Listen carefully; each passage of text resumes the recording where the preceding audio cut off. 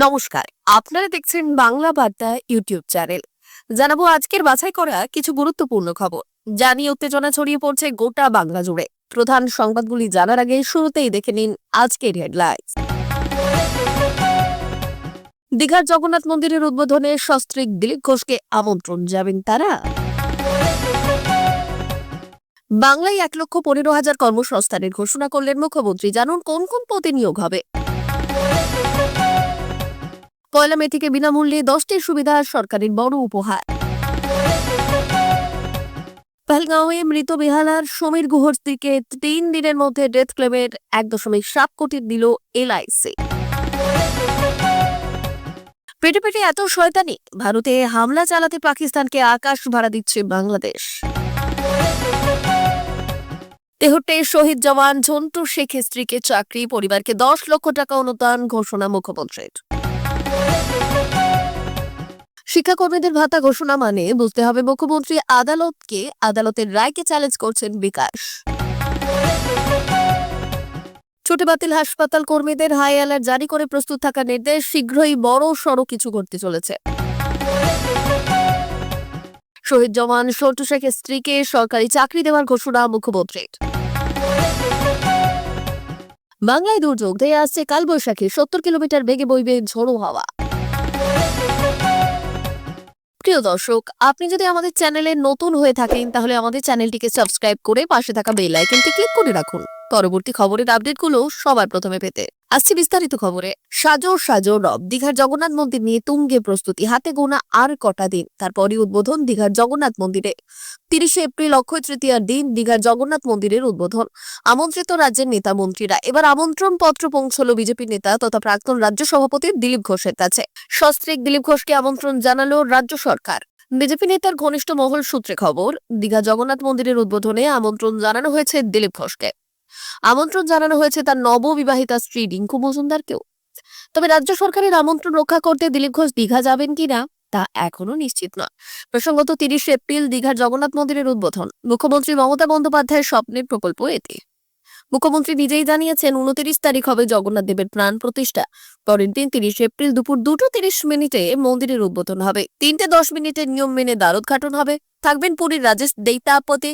মুখ্যমন্ত্রী মমতা বন্দ্যোপাধ্যায় ওই দিন মন্দিরে সোনার ঝাঁটা দেবেন। উত্তাল বাংলায় সুখবর দিলেন মুখ্যমন্ত্রী মমতা বন্দ্যোপাধ্যায়। পশ্চিমবঙ্গে নিয়োগ শুরু হচ্ছে আবার। চাকরি প্রার্থীদের জন্য তাই বিরাট সুখবর। এমনিতেই সুপ্রিম কোর্টের নির্দেশে চাকরি বাতিল হয়েছে বহু সংখ্যক শিক্ষক শিক্ষিকা ও শিক্ষাকর্মীদের। সকলেই চাইছেন এবার অন্তত নিয়োগ হোক রাজ্যে। এই পরিস্থিতিতে মুখ্যমন্ত্রীর ঘোষণাটি তাৎপর্যপূর্ণ বলেই মনে করা হচ্ছে। পশ্চিমবঙ্গের বহু চাকরি প্রার্থী তরুণ তরুণী এখনো নিয়োগের আশায় রয়েছেন। সরকারি চাকরির স্বপ্ন পূরণ করার জন্য নিরন্তর পরিশ্রম করে চলেছেন। তবে আগের মতো এখন আর নিশ্চিত নয় সরকারি চাকরি। উদাহরণে দেখা গিয়েছে যে সম্প্রতি নিয়োগ দুর্নীতির আবহে যোগ্য অযোগ্য বাছাই না হওয়ায় বহু সংখ্যক প্রার্থীর চাকরি বাতিল হয়েছে এক ঘোষণায়। আন্দোলন ও বিক্ষোভে অংশ নিয়েছেন তারা, বলছেন ফিরিয়ে দিতে হবে তাদের চাকরি। তবে রাজ্য সরকার নীরব। আগামী দিনে এই প্রার্থীদের ভবিষ্যৎ নিয়ে চিন্তা রয়েই যায়। বর্তমানে রাজ্যের পরিস্থিতি উত্তাল। একদিকে যেমন চাকরিচ্যুত শিক্ষকদের আন্দোলন, আর একদিকে আইনি টানাপোড়েনের মাঝে জটিলতা অব্যাহত। এরই মাঝে আশার আলো দেখিয়েছেন মুখ্যমন্ত্রী মমতা বন্দ্যোপাধ্যায়। রাজ্যের কঠিন সময়ে দাঁড়িয়ে তিনি রাজ্যের বুকে কর্মসংস্থানের নতুন দিগন্ত খুলে দিয়েছেন। ঘোষণা করলেন প্রায় 1,15,000 নিয়োগের। কবে থেকে আর কোন পদে নিয়োগ হবে পরে জানিয়ে দেওয়া হবে। 1 মে 2025 থেকে ভারত সরকার দেশ জুড়ে 10টি বিনামূল্যে সুবিধা চালু করেছে, যা দরিদ্র ও মধ্যবিত্তের জন্য বড় ক্ষতি নিয়ে আসবে। প্রধানমন্ত্রী গরিব কল্যাণ অন্ন যোজনায় 80 কোটি মানুষ প্রতি মাসে 5 কেজি গম এবং চাল এবং 1 কেজি ডাল পাবেন। প্রধানমন্ত্রী সূর্যঘর প্রকল্পে 1 কোটি পরিবার 300 ইউনিট বিনামূল্যে সৌর বিদ্যুৎ পাবেন, যা বছরে 18,000 টাকা সাশ্রয় করবে। ইউনিফাইড পেনশন স্কিম কেন্দ্রীয় কর্মচারীদের জন্য ন্যূনতম 10,000 টাকা পেনশন নিশ্চিত করেছে।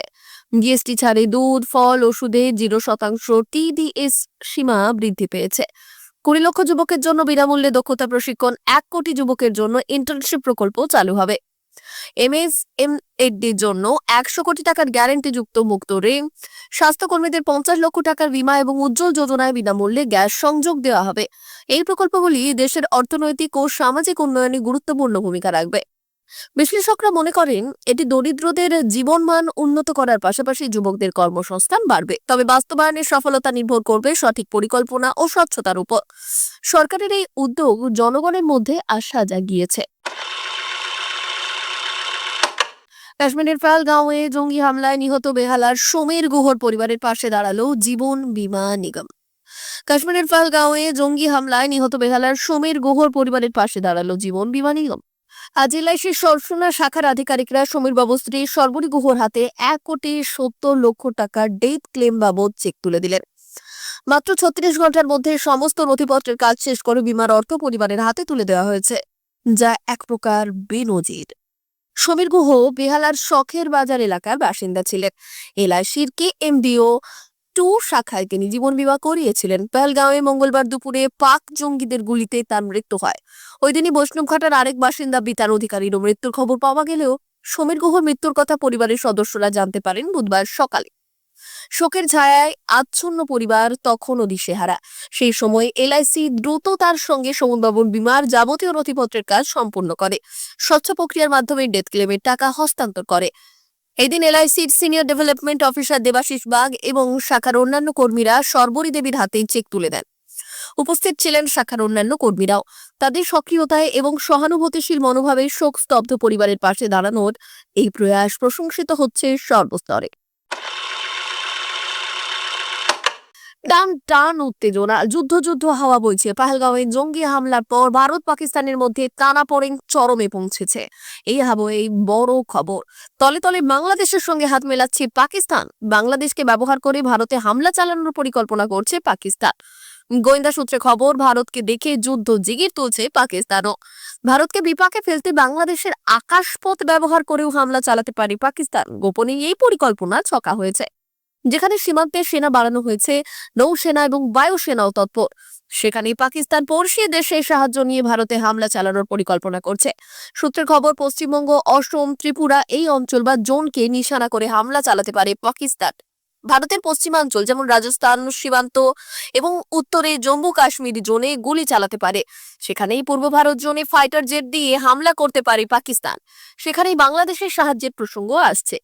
সীমান্ত অস্থির করে হামলা করতে পারে পাকিস্তান, এমনটাই সূত্র মারফত জানা গিয়েছে। উধমপুরে জঙ্গিদের গুলিতে শহীদ হয়েছেন তেহট্টের জওয়ান ঝন্টু আলী শেখ। তার স্ত্রীকে চাকরি এবং পরিবারকে 10 লক্ষ টাকা আর্থিক সাহায্যের ঘোষণা করলেন মুখ্যমন্ত্রী মমতা বন্দ্যোপাধ্যায়। শনিবার নবান্নে এই ঘোষণা করলেন মমতা। নিহত জওয়ানের স্ত্রীর সঙ্গে ফোনে তিনি কথাও বলেছেন, এই দিন জানালেন মুখ্যমন্ত্রী। শুক্রবার রাতে জওয়ান ঝন্টু আলী শেখের দেহ কলকাতায় আসে। শনিবার সকালে তার কফিন বন্দি দেহ পৌঁছয় তেহট্টের পাথরঘাটার গ্রামের বাড়িতে। তার শেষ যাত্রায় রাস্তায় নেমে আসে গোটা গ্রাম। সঙ্গে গিয়েছিলেন রাজ্য সরকারের প্রতিনিধি। তার ফোনেই নিহত জওয়ানের স্ত্রীর সঙ্গে কথা বলেন মুখ্যমন্ত্রী। তার সঙ্গে কথা বলার পরই মুখ্য সচিবের সঙ্গে চাকরিহারা অশিক্ষকদের কর্মীদের মিটিং এর মাঝে ফোনে যোগ দিয়ে চাকরি ও ক্ষতিপূরণ দেওয়ার কথার ঘোষণা করেন মমতা। তিনি বললেন, নিয়ম মেনে ঝন্টু স্ত্রীকে চাকরি দেওয়া হবে, সঙ্গে ক্ষতিপূরণের কথাও বললেন তিনি। সূত্র মারফত জানা গিয়েছে, নিহত জওয়ানের সন্তান যদি আগ্রা থেকে এসে রাজ্যে পড়াশোনা করতে চায় তাহলে তিনি বিষয়টি দেখবেন। চাকরিহারা শিক্ষাকর্মীদের জন্য মাসিক ভাতা ঘোষণা করেছেন মুখ্যমন্ত্রী মমতা বন্দ্যোপাধ্যায়। বলেছেন, মামলার নিষ্পত্তি না হওয়া পর্যন্ত অর্থ সাহায্য করবে সরকার। চাকরিহারা শিক্ষাকর্মীদের জন্য মাসিক ভাতা ঘোষণা করেছেন মুখ্যমন্ত্রী মমতা বন্দ্যোপাধ্যায়। আরে পরপরই প্রশ্ন উঠতে শুরু করেছে, এই ধরনের সিদ্ধান্ত কি তাহলে এক প্রকার আদালতকে চ্যালেঞ্জ করা হয়ে গেল না? বিকাশ রঞ্জন ভট্টাচার্য স্পষ্ট করে জানিয়ে দিলেন, সরকারের এহেন সিদ্ধান্ত আসলে এক প্রকার আদালত অবমাননাই বটে। 2016 সালে স্কুল সার্ভিস কমিশনের পরীক্ষায় প্রায় 26,000 শিক্ষক শিক্ষাকর্মীর নিয়োগ হয়েছিল। সেই নিয়োগে দুর্নীতির অভিযোগে গোটা প্যানেলে বাতিল করেছে সুপ্রিম কোর্ট। চাকরি গিয়েছে কয়েক হাজার শিক্ষাকর্মীরও। তাদের জন্যই এবার ভাতা ঘোষণা করলো রাজ্য সরকার। শনিবার চাকরিহারা গ্রুপ সি এবং ডি শিক্ষাকর্মীর নবান্নে গিয়েছিলেন মুখ্যমন্ত্রী মনোজ পান্থের সঙ্গে দেখা করতে। সেখানেই পান্থের পৌরোহিত্যে ফোনে চাকরিহারা শিক্ষাকর্মীদের সঙ্গে কথা বললেন। গ্রুপ সি কর্মীদের মাসিক 25,000 এবং গ্রুপ ডি কর্মীদের 20,000 টাকা দেবে রাজ্য সরকার। এছাড়াও শিক্ষাকর্মীদের স্কুলে যাওয়ার পরামর্শও দিয়েছেন তিনি। গোটা বিষয়টা নিয়ে বর্ষিয়ান আইনজীবী তথা সিপিআইএম নেতা বিকাশ রঞ্জন জানিয়েছেন, রাজ্য যে রিভিউ পিটিশন করবে তার যে কোনো গ্রহণযোগ্যতা আছে সেটা আমি মনে করি না। সরকারের পয়সায় যে কেউ রিভিউ ফাইল করতে পারেন। আর তিনি যে ভাতা দেওয়ার কথা বলছেন এটা এক ধরনের আদালত অবমাননা, রায়কে চ্যালেঞ্জ করা। তার কথায় মমতা যদি বলেন ভাতা আমি সরকারের পক্ষ থেকেই দিচ্ছি, তাহলে রাজ্যের যত জায়গায় যত কর্মী ছাঁটাই হয়েছে সকলকে ভাতা দিন, আমার কোনো আপত্তি নেই। বাংলায় তো প্রায়ই এরকমই ছাঁটাই হয়, উনি সরকারের চুক্তিভিত্তিক কর্মচারীদের ছাঁটাই করছেন, তাদেরও ভাতা দিন।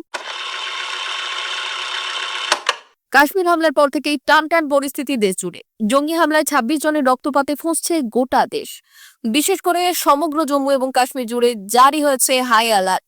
সন্দেহভাজন জঙ্গিদের তালিকায় দুজন কাশ্মীরির থাকার কথাও জানা গিয়েছিল। তাদের খোঁজে মোটা অঙ্কের পুরস্কার ঘোষণা করেছে সরকার। এর মাঝে জম্মু মেডিকেল কলেজ হাসপাতালের তরফে এলো বড় বিবৃতি। সব কর্মীদের প্রস্তুত থাকার নির্দেশ দেওয়া হয়েছে হাসপাতাল কর্তৃপক্ষের তরফে। মঙ্গলবারের ঘটনার পর থেকেই পরিবেশ থমথমে হয়ে রয়েছে কাশ্মীরে। সর্বত্র চলছে সেনা তল্লাশি। এর মাঝে একটি বিবৃতি জারি করে সব কর্মীদের ছুটি বাতিল করল জম্মু মেডিকেল কলেজ হাসপাতাল। প্রস্তুত থাকার নির্দেশ দেওয়া হয়েছে সকলকে। ২৪ ঘন্টার মধ্যে খোলা হয়েছে কন্ট্রোল রুম। কর্মীদের বলা হয়েছে কোনো রকম সতর্কবার্তা পেলে অবিলম্বে ঊর্ধ্বতন কর্তৃপক্ষকে জানাতে। জম্মু কাশ্মীরের বর্তমান পরিস্থিতির উপরে ভিত্তি করে হাই অ্যালার্ট জারি করা হয়েছে হাসপাতালে। আর এই বিবৃতির পরেই প্রশ্ন উঠতে শুরু করেছে, তবে কি বড়সড় কিছু ঘটতে চলেছে কাশ্মীরে? উল্লেখ্য, হামলার পরেই জানা গিয়েছিল জঙ্গিরা নাকি বৈশরণ ভ্যালিতে কয়েকবার রেকি করেছিল। আর এই হামলার ঘটনায় জঙ্গিদের কোনো স্থানীয় কেউই যুক্ত থাকতে পারে না বলে আশঙ্কা করছে গোয়েন্দারা। পহেলগাঁওয়ে কাণ্ডের পর কাশ্মীরের উধমপুরে জঙ্গি দমন অভিযানে গিয়ে প্রাণ হারিয়েছিলেন নদিয়া তেহট্টের বাসিন্দা তথা সেনা জওয়ান ঝন্টু আলী শেখ। দেশকে সুরক্ষিত রাখতে বীরের মতো আত্মবলিদান দিয়েছিলেন। আর সেই শহীদ হামলার পরিবারের পাশে দাঁড়ালেন মুখ্যমন্ত্রী মমতা বন্দ্যোপাধ্যায়। শনিবার নবান্নের রাজ্যের প্রশাসনিক প্রধান ঘোষণা করলেন যে শহীদ জওয়ান ঝন্টু আলী শেখের স্ত্রীকে সরকারি চাকরি দেওয়া হচ্ছে, পাশাপাশি তার পরিবারকে ১০ লক্ষ টাকা আর্থিক সাহায্য করা হবে। এরই সঙ্গে কাশ্মীরের পহেলগাঁওয়ে জঙ্গিদের গুলিতে প্রাণ হারানো রাজ্যের ৩ বাসিন্দা সমীর গুহ, বিতান অধিকারী এবং মনীষ রঞ্জন মিশ্রের পরিবারকেও ১০ লক্ষ টাকা করে আর্থিক সাহায্য করা হবে। সুপ্রিম কোর্টের রায়ে চাকরিহারা শিক্ষাকর্মীদের প্রতিনিধিদের সঙ্গে এদিন নবান্ন সভাঘরে বৈঠকে বসেছিলেন রাজ্যের মুখ্য সচিব মনোজ পন্ত। পশ্চিম মেদিনীপুরে ভারী বৃষ্টির কমলা সতর্কতা জারি করেছে হাওয়া অফিস। রবিবার থেকেই আবহাওয়ার বড় পরিবর্তন। সপ্তাহান্তে বৃষ্টির পূর্বাভাস, একাধিক জেলায় ঝড় বৃষ্টির সতর্কতা। তীব্র গরমে যখন নাভিশ্বাস উঠছে বঙ্গবাসী, সেই সময় বৃষ্টির খবরে স্বস্তি এলো। কবে কোন কোন জেলায় বৃষ্টি হবে, কোন জেলায় জারি হলো সতর্কতা, রবিবার ছুটির দিনে কেমন থাকবে আবহাওয়া, বিস্তারিত জেনে নিন আজকের প্রতিবেদনে। আবহাওয়া দপ্তরের তরফে জানানো হয়েছে রবিবার থেকে আপাতত কয়েকদিন তাপপ্রবাহ থেকে মুক্তি মিলবে। এবার হাওয়া বদলের পালা। রাজ্য জুড়ে ঝড় বৃষ্টির সম্ভাবনা। কলকাতা সহ উত্তর ২৪ পরগনা, দক্ষিণ ২৪ পরগনা, মুর্শিদাবাদ, পূর্ব মেদিনীপুর, নদিয়ায় কালবৈশাখীর পূর্বাভাস। কোথাও কোথাও শিলাবৃষ্টিও হতে পারে। এই জেলাগুলিতে ৫০ থেকে ৬০ কিলোমিটার বেগে দমকা ঝোড়ো হাওয়া বইতে পারে। দক্ষিণের বাকি জেলাগুলিতেও মাঝারি বৃষ্টির সঙ্গে ঝোড়ো হাওয়া বইবে।